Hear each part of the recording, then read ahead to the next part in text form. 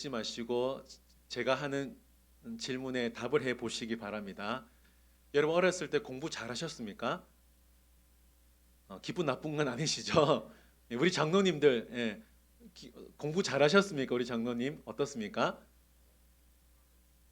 우리 박성우 장로님 솔직하게 중간했습니다. 네. 김명 장로님 어떠셨어요? 김명 장로님 잘했습니다. 이재용 장로님 답변이 궁금합니다. 이 장로님 어떠셨습니까? 뭐야? 다 골고루 하셨네요. 우리 세 분 장로님께서. 감사합니다.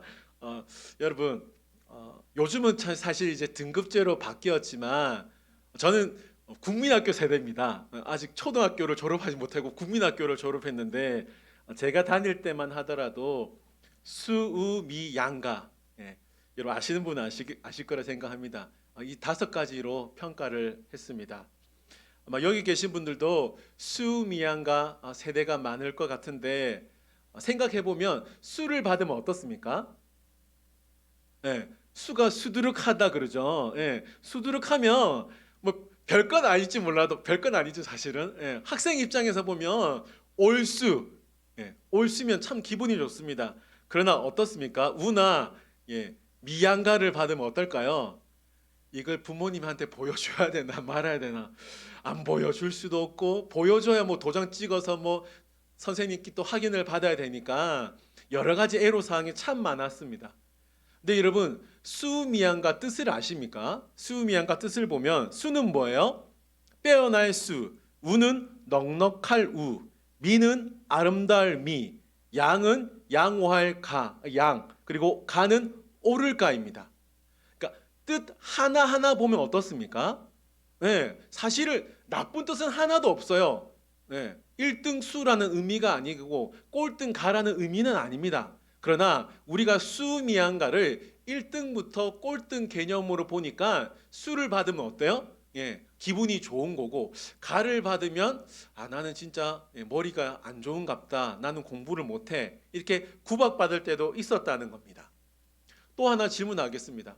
예수님께서 고향 초등학교를 다니셨다면, 모감 초등학교, 모감 중학교, 고향 일고를 다니셨다면 공부를 잘하셨을까요? 못하셨을까요? 수학은 못했을 겁니다. 그렇죠? 수학 선생님은 아버지와 나는 둘이라 그러는데 예수님은 뭐라 그래요? 아버지와 나는 하나다 그럽니다. 수영도 못하셨을 것 같아요. 친구들은 다 물속에서 수영하는데 예수님은 어떻게 수영합니까? 너무 당황스러운 질문인가요? 예수님은 물 위를 걸어 다니겠죠. 도덕은 잘하셨을 것 같아요. 이웃을 사랑하라 하셨기 때문에 사랑하셨을 것 같습니다. 여러분, 공부를 하는 학생들을 잘 보면 이상하게 공부를 많이 하지 않는 듯한데 공부를 잘하는 사람이 있는가 하면 책상에 그렇게 오래 앉아 있음에도 불구하고 어떻습니까? 여러분 경험해 보셨죠? 의외로 성적이 나오지 않는 학생이 있다는 거죠. 왜 그럴까요?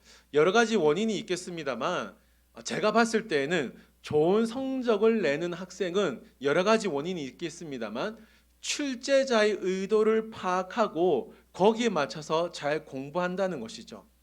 공부를 잘 못하는 학생, 성적이 좋지 못한 학생은 출제자의 의도를 모르고 그냥 이렇게 공부하고 저렇게 공부했기 때문에 성적이 기대 이상으로 나오지 않는다고 생각을 합니다. 여러분, 2024년이 이제 얼마 남지 않았습니다. 하나님께서 여러분의 그 2024년 신앙 성적표를 매기신다면 어떻게 말씀하실 것 같습니까? 잘한다 하실까요? 잘한다. 아유. 이렇게 하실까요, 여러분? 여러분의 그 신앙 성적을 하나님께서 보시고 뭐라고 하시겠냐는 거예요. 신앙 생활이란 건 단순히 교회 나와서 예배 드리고 목사님 말씀 듣고 나 신앙 생활 다 했다, 잘했다, 이렇게 평가해서는 안 된다는 겁니다. 물론 이 예배 시간에 나와서 같이 예배 드리는 거 너무나 중요합니다. 이게 정말 필요합니다. 그러나 우리가 또 생각해 보아야 될 사실이 뭐냐면 주일뿐만 아니라 매일매일 삶 속에서 매 순간순간 시간마다 하나님과 교제하고 하나님과 함께하며 하나님의 뜻대로 살아가는 것이 정말 중요하다는 것이죠.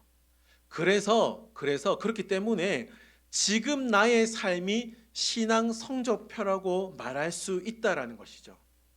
다시 한번 묻겠습니다.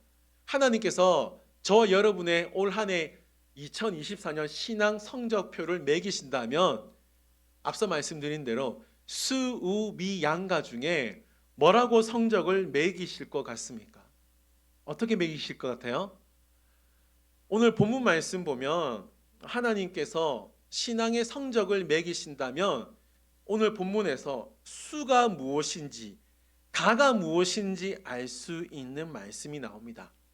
신앙의 성적표 중에 가장 좋은 성적은 뭘까요? 오늘 본문 말씀대로 하면 뭘까요? 잘하였도다 착하고 충성된 종일 것입니다. 반대로 신앙의 성적이 안 좋다면 그 성적은 무엇일까요? 네, 악하고 게으른 종이겠죠. 자, 그러면 다시 한번 묻겠습니다, 여러분. 하나님께서 저와 여러분의 삶, 특별히 신앙생활을 보시고 저와 여러분들에게 잘하였도다 착하고 충성된 종이라고 평가하실까요? 아니면 악하고 게으른 종이라고 평가하실까요? 어떻습니까? 물론 우리 신앙의 성적으로 물론 이렇게 표현해도 될까요? 우리의 신앙이 성적이 좋지 못하고 하다고 해서 천국에 못 들어가는 것은 아닐 겁니다. 천국은 성적순이 아니라 은혜로 들어가는 것이기 때문에 전혀 문제는 없을 것입니다. 그러나 하나님의 은혜로 이 땅에 살아가는 성도로서 혹시 학교 성적은 설령 좋지 못하다 할지라도 신앙 성적만큼은 하나님을 믿었으니까 이 땅에 살아갈 때 좋으면 좋지 않겠습니까? 여러분, 여기서 한 가지 중요한 질문이 필요합니다. 어떻게 하면 지금 나의 신앙 성적이 좋을 수 있을까? 나의 신앙 성적은 어떻게 하면 좋을 수 있을까? 이 질문을 스스로에게 해볼 수 있다는 것이죠. 제가 어렸을 때 유명한 책 두 권이 있습니다. 그 책을 제가 보여드리고 싶었는데 저작권 때문에 제가 보여드리지 못합니다만 다 아실 거예요. 뭐냐면 수학의 정석, 성문 기초 영문법. 여러분 혹시 아십니까? 예, 공부 좀 하신 분들은 다 아실 거예요. 네, 다 갖고 있었던 책 중에 하나가 수학의 정석이었고 성문 기초 영문법이었습니다. 이 두 권은 적어도 제가 학교 다닐 때만큼은 이 두 권은 반드시 챙겨야 될 수학의 성경책이었고요. 영어의 성경책이었습니다. 왜 학생들에게 이 책이 정말 유명했냐면 꼭 가지고 다녀야 될 책이었냐면 수학의 기본의 원리를 가르쳐주는 책이었습니다. 성문 기초 영문법은 영어의 기본을 알려주는 책이었다는 것이죠. 다시 말하면 이 두 책에 나오는 기본을 정말 잘 알고 있으면 어려운 문제도 응용을 해서 잘 풀 수 있었기 때문에 수학의 정석과 성문 기초 영문법이 유명했다는 것입니다. 신앙생활도 마찬가지라는 것이죠. 우리가 하나님 앞에서 신앙 성적을 매긴다면, 좋은 성적을 받고 싶다면 무엇보다 중요한 것이 기본이 중요하다는 것입니다. 자, 그러면 그리스도인에게 가장 기본이 되는 것은 뭘까요? 성경입니다, 여러분. 그리스도인에게 가장 기본이 되는 것은 성경입니다. 그러면 가장 우리에게 기본이 되는 이 성경이 우리에게 말하는 신앙생활의 가장 중요한 기본, 가장 중요한 핵심이 뭔지 오늘 본문을 통해서 한번 살펴보도록 하겠습니다. 오늘 본문은 마태복음 25장 말씀입니다. 여러분 마태복음 25장 읽어보셨을 거라고 생각합니다. 마태복음 25장 말씀을 보면 세 가지 비유가 나옵니다. 첫 번째가 뭐예요? 열처녀 비유. 그리고 우리가 오늘 본문 살펴볼 두 번째 비유가 달란트 비유. 그리고 세 번째 비유는 31절 이후에 나오는데 양과 염소의 비유입니다.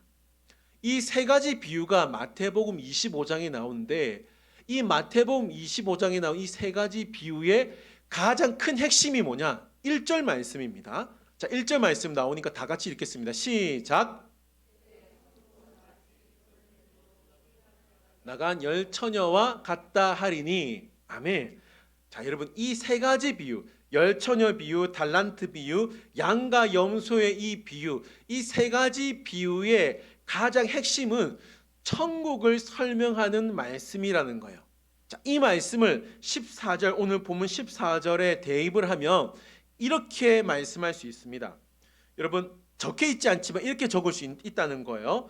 또 뭐라는 거죠? 천국은 적혀 있지 않습니다만 또 천국은 어떤 사람이 타국에 갈 때에 그 종들을 불러 자기 소유를 맡긴과 같으니, 무슨 말인가요? 천국은 마치 어떤 사람이 타국에 갈 때에 그 종들을 불러 자기 재산을 맡긴과 같다라는 거예요. 오늘 달란트 비유를 잘 보시면 주인이 타국으로 갈 때에 그의 종들을 불렀습니다. 이 주인이 아마도 상당히 부자였던 것으로 보입니다. 3명의 종들에게 5달란트, 2달란트, 1달란트를 주게 되죠. 제가 조사를 해보니까 당시 1달란트는 연봉 20년치에 해당하는 금액이라고 합니다. 20년치. 놀라지도 않으시네요. 네. 여러분, 다시 말하면 본문에 나오는 주인은 한 사람에게 몇 년치 연봉을 준 거예요? 5달란트 받은 사람에게는? 네, 계산이 안 되시는군요. 네, 100년치 연봉을 준 겁니다, 여러분. 또 한 사람에게는 40년치 연봉을 준 거고, 한 사람에게는 20년치 연봉을 줬다는 거예요. 자, 여기서 우리가 주목해야 될 단어가 뭐냐? 15절 말씀입니다. 15절 말씀 보십시오. 각각 그 재능대로예요. 이게 무슨 말이냐? 주인은 이미 종들이 이미 일하는 모습을 쭉 지켜보았다는 거죠. 한 명 한 명 한 명 종들을 보면서 각각 그 재능에 맞게 자기 소유를 맡겼다는 겁니다. 다시 말하면 주인은 종들을 절대로 차별한 것이 아니라 종의 능력을 아시고 종의 능력대로 달란트를 5, 2, 1달란트를 맡겼다는 거예요. 자, 세 종들은 각각 주인의 주인이 주는 대로 맡았습니다. 소유를 맡았습니다. 그리고 그 받은 달란트를 가지고 장사를 지내게 되었습니다. 5달란트 받은 자와 2달란트 받은 자는 바로 가서 장사를 했지만 1달란트 받은 자는 장사한 것이 아니라 1달란트를 땅에 파묻어 버렸다는 것이죠. 그리고 시간이 흘러서 주인이 돌아왔습니다. 주인이 돌아와서 종들과 결산을 하게 되어지는데 5달란트, 2달란트 받은 자는 그만큼씩 이윤을 만들어냈습니다. 자, 여러분, 일반적으로 세상에서는 누구를 더 칭찬할까요? 5달란트 받은 자를 칭찬할 겁니다. 왜냐하면 많은 달란트를 남겼기 때문입니다. 그래서 그 사람에게 감사패를 주든지 경력금을 줄 수 있다라는 거예요. 그런데 본문 21절, 23절을 보시면 주인은 2 종에게 똑같이 칭찬한다는 거예요. 어떻게 칭찬합니까? 잘하였도다 착하고 충성된 종아, 내가 적은 일에 충성하였음에 내가 많은 것을 내게 맡기리니 내 주인의 즐거움에 참여할지어다. 아멘. 자, 여러분, 주인은 21절, 23절에 나오는 대로 토시 하나 틀리지 않고 똑같이 칭찬합니다. 주인의 칭찬에서 우리가 눈여겨보아야 될 단어가 뭐냐면 적은 일입니다. 여러분, 적은 일 나오죠? 여러분, 주인이 준 달란트를 다시 생각해 보시기 바랍니다. 한 사람은 100년치 연봉을 받은 거예요. 한 사람은 40년치 연봉을 받았습니다. 제가 설교를 준비하면서 한번 또 조사를 해봤는데 올해 공무원 평균 연봉이 6,624만 원이었다고 합니다.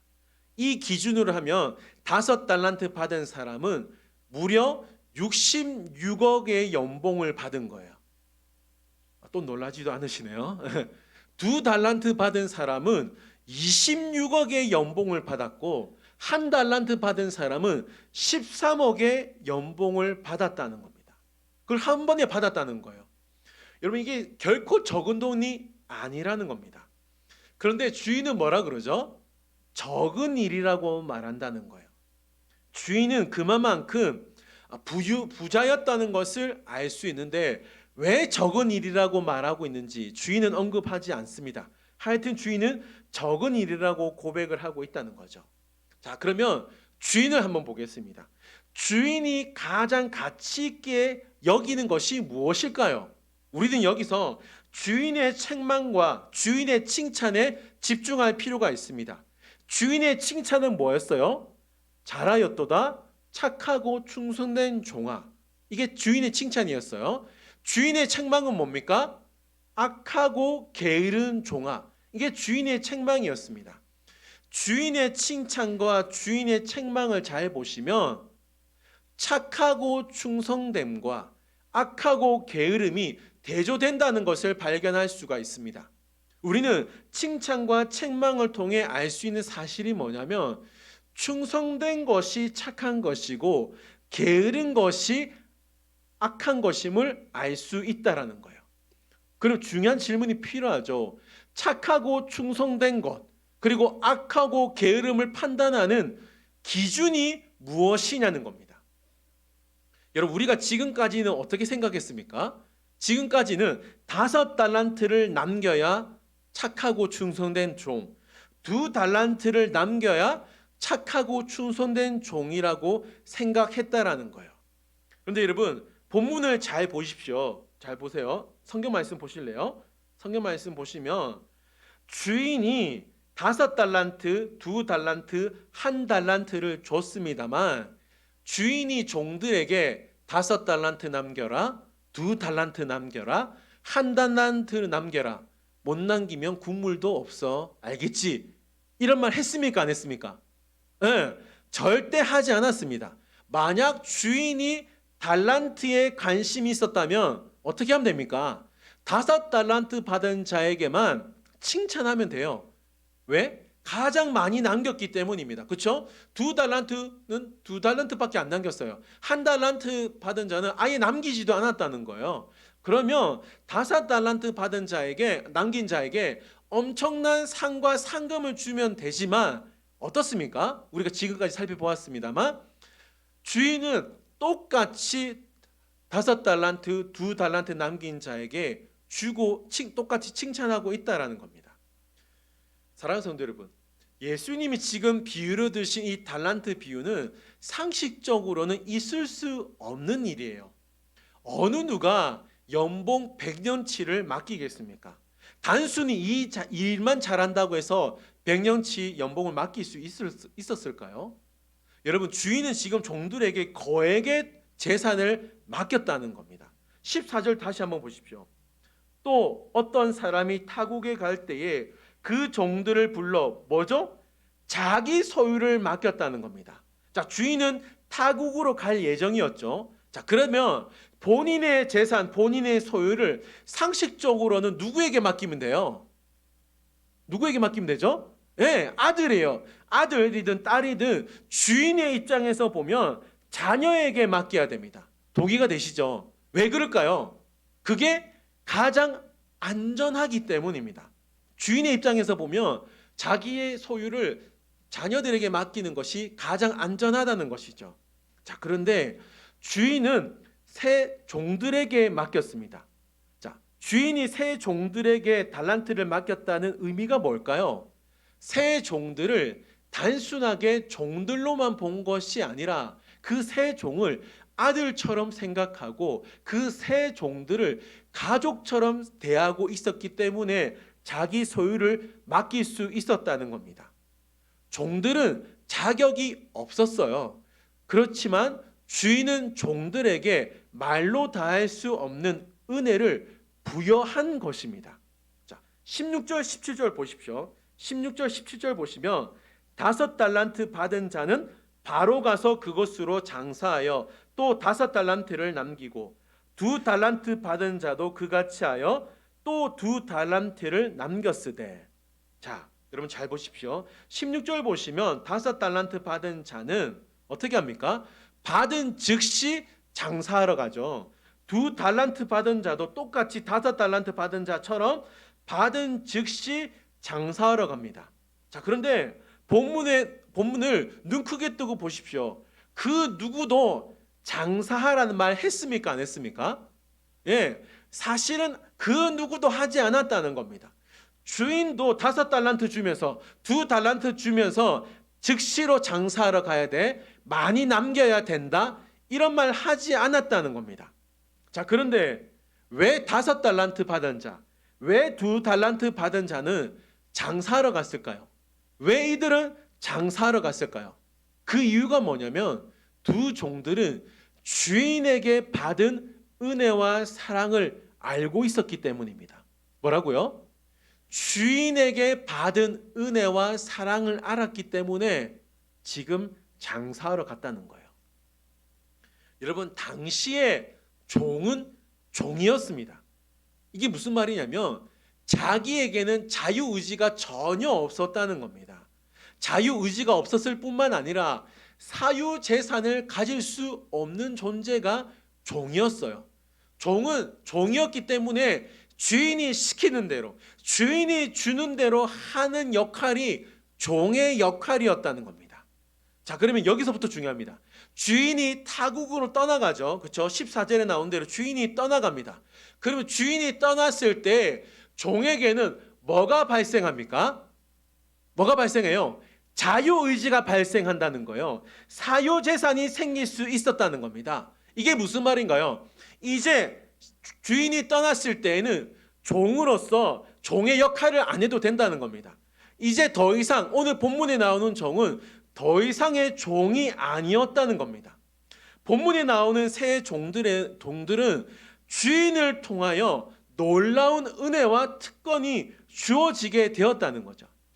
본문 말씀에서 결국 우리에게 적용해 보면 우리가 예수님을 만나기 전에는 죄의 종이었습니다. 그렇죠? 죄의 종이었습니다. 그러나 예수 십자가의 은혜로 말미암아 우리는 죄에서 자유함을 누릴 수 있는 하나님의 자녀가 되었다는 겁니다. 이게 우리에게 말로 다할 수 없는 은혜이자 특권이라는 거예요. 여러분, 오늘 달란트 이 비유는 이 핵심이 뭐냐? 이 말씀의 핵심은 결국 천국은 받을 자격이 없는 우리에게 주어진 하나님의 은혜였다는 겁니다. 그런데 이 1달란트 받은 종은 이 천국의 은혜, 천국의 의미와 가치, 이 놀라우신 은혜를 몰랐기 때문에 어떻게 합니까? 바보같이 땅에 묻어버리고 있었다는 거예요. 이 행동이 뭘 의미하냐? 주인의 은혜와 사랑을 무시한 행동이었다는 겁니다. 자, 그러면 오늘 본문에 나오는 달란트 받은 자의 모습을 통해 우리는 무엇을 배워야 할까요? 저는 짧게 2가지만 말씀드리겠습니다. 첫 번째, 하나님이 보이지 않지만 하나님이 계신 것처럼 신앙생활 해야 된다는 겁니다. 자, 여러분, 주인을 다시 한번 잘 보세요. 주인을 잘 보시면 주인이 타국으로 간다는 의미는 종의 입장에서는 주인이 없는 시간이 찾아온다라는 겁니다. 그렇죠? 주인이 없는 시간이 찾아옵니다. 그러면 종들 입장에서는 어떤 문제가 남습니까? 어떤 문제가 남아요? 주인이 없는 시간에 종들은 어떻게 살아야 하는가? 이 문제가 남게 된다는 겁니다. 자, 여러분, 무슨 말인지 아시겠죠? 주인이 가고 나면 종들은 주인이 없는 시간을 보내야 된다라는 거예요. 자, 본문을 잘 보세요.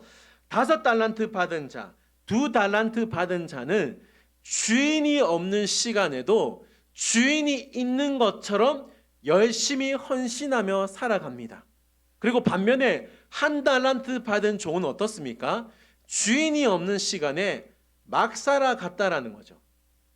이걸 우리에게 적용해 보면 사랑하는 성도 여러분, 하나님이 계시지 않는 것처럼 보이는 이 시간에, 지금 이 시간에 하나님이 계신 것처럼 신앙생활하는 것이 진짜 믿음이고 진짜 신앙생활 아니겠습니까?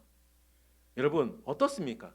우리의 문제가 뭐예요? 우리는 예수님이 무덤에 계신 것처럼 신앙생활하고 있다는 겁니다. 여러분, 무슨 말인지 아시겠습니까? 예수님은 지금 무덤에 계신 분이 아니라 지금 우리의 곁에 살아 계시고 우리와 함께 동행하시는 분이라는 겁니다. 이 사실을 알고 있다면 지금 나의 신앙 성적표가 달라야 되지 않겠냐는 거죠. 여러분 중요한 질문을 하겠습니다. 여러분은 여러분의 그 삶이 있죠. 여러분의 삶은 삶 때문에 믿음이 흔들리십니까? 아니면 믿음 때문에 삶이 흔들리지 않습니까? 여러분 어떻습니까? 여러분의 삶은 삶 때문에 믿음이 흔들리십니까? 아니면 여러분이 가지고 있는 믿음 때문에 삶이 흔들리지 않느냐는 거예요. 삶이 흔들릴 때마다 우리가 뭐 해야 될까요? 주인 대신 하나님을 붙잡아야 되는 것 아니겠습니까? 주인 대신 하나님을 기억하며 주인이 지금 없지만 주인이 계신 것처럼 내가 살아가야 되지 않겠습니까? 그게 종된 우리의 모습이라는 거죠. 믿음은 하나님이 보이지 않는 인생을 산다 할지라도 지금 하나님이 살아계심을 믿고 지금 하나님이 나와 함께 하심을 믿으며 하나님이 내 앞에 계신 것처럼 신앙생활 하는 것이 진짜 믿음이고 신앙 성적표가 훨씬 좋아질 수 있다라는 겁니다. 마지막으로 또 하나 나누고 싶은 것은 하나님 앞에 결산하는 시간이 반드시 온다라는 거죠. 자, 여러분 19절 말씀 보겠습니다. 19절 스크린에 안 나옵니다. 말씀 보십시오. 19절 말씀 보시면 오랜 후에 그 종들의 주인이 뭐 했다 그러죠? 네, 여러분 주인이 돌아온다라는 거예요. 언제인지 모르지만 하나님이 다시 돌아온다는 것을 기억하십시오. 그런데 하나님께서 돌아왔을 때 중요한 게 뭐냐? 우리를 넣고 결산하신다는 것을 기억하시기 바랍니다. 이게 무슨 말이냐면 지금 내가 살아가고 있는 이 시간 동안 무엇을 했는지 어떻게 살아갔는지 결산하는 그 날이 온다라는 겁니다. 여러분 두 종들 주인이 왔을 때 놀라지 않았겠어요? 그 주인이 보고 뭐랍니까? 잘하였도다 착하고 충성된 종이라고 칭찬합니다. 그런데 한 종을 놓고는 악하고 게으른 종이라고 책망하게 되었다는 거죠. 여러분 다시 한번 묻겠습니다. 올 한 해 신앙의 성적표를 하나님이 매기신다면 하나님께서 어떻게 저와 여러분들에게 말씀하실까요? 오늘 본문에 나오는 말씀처럼 잘하였도다 착하고 충성된 종이라고 칭찬하실까요? 아니면 악하고 게으른 종이라고 책망하실까요? 여러분 제가 앞서 신앙생활은 기본이 중요하다고 말씀드렸습니다. 신앙생활의 가장 중요한 기본이자 핵심이 뭐냐면 하나님이 나를 만들어 주신 창조주 하나님이시고 하나님이 나의 주인 되시고 내 삶의 모든 것은 하나하나가 하나님의 은혜였다는 것을 기억하고 나를 다스리시는 분도 하나님이시고 나를 인도하시는 분도 하나님이심을 기억하고 그 기억한 것을 믿고 하루하루 살아가는 것이 신앙생활의 기본이자 그것이 핵심이라는 겁니다. 이 기본과 핵심을 기억하고 우리가 살아갈 때에 하나님이 뭐 하신다는 거예요? 우리에게 잘하였도다 착하고 충성된 종아 이 칭찬을 할 수 있다라는 것입니다. 사랑하는 성도 여러분, 하나님이 나의 하나님 되심을 꼭 기억하시기 바랍니다. 하나님이 보이지 않지만 하나님이 지금 우리 눈에 보이지 않잖아요. 그러나 하나님이 살아계심을 믿고 하나님 앞에서 신앙생활 할 수 있기를 바랍니다. 그리고 하나님이 반드시 나의 신앙을 놓고 결산하는 그 날이 있다는 것을 기억하고 하나님 앞에서 살아갈 수 있기를 바랍니다. 그때에 하나님이 우리 신앙을 보시고 2달란트 받은 자처럼 5달란트 받은 자처럼 하나님께서 잘하였도다 착하고 충성된 종아 이 칭찬을 할 수 있다는 것입니다. 우리도 이 칭찬을 들음으로 말미암아 오늘 본문 다시 한번 보시면 내가 적은 일에 충성하였음에 내가 많은 것을 내게 맡기겠다. 이 하나님의 놀라우신 축복이 우리 모두에게 일어날 수 있기를 주님의 이름으로 축원드립니다. 아멘. 우리 들은 말씀을 기억하며 이 찬양 부르겠습니다. 나 주님의 기쁨 되기 원하네. 우리 이 찬양 부르면서 기도하는 시간을 갖겠습니다. 우리